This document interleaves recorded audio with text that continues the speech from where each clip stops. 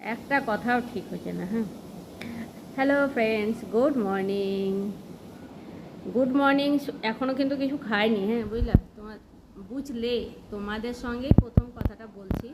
বড় মেয়ে টিউশন গেছে, ওর বাবা গ্রামে গেছে, ছোটো মেয়ে এখনও ওঠেনি। আজকাল ছোটো মেয়ে খুব ঘুমাচ্ছে।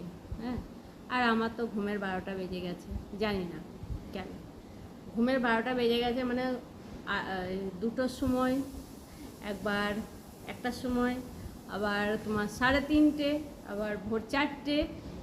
আমার মনে হয় আমি সকাল 6টার সময় ঘুমাই। হ্যাঁ, সকাল 6টার সময় ঘুম থেকে যেই চোখটা খুলছি সেই দেখছি 6:30। মানে ওই ঘুমটা ঠিকঠাক হলো আর কি।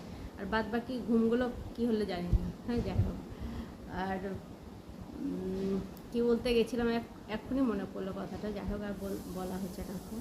বলছি এখন নেবো মাথায় তেল, চা বানাবো, চা খাবো। তো ছোটো মেয়ে এখন ঘুমাচ্ছে, ঘুমাক, কারণ ও তো একটু বড় হয়ে গেছে, তাই জন্য ওকে এখন আর কিছু বলা হবে না। ওকে কিছু বললে পরেই এখন বলে, কেন তুমি দিদিকে কিছু বলো না?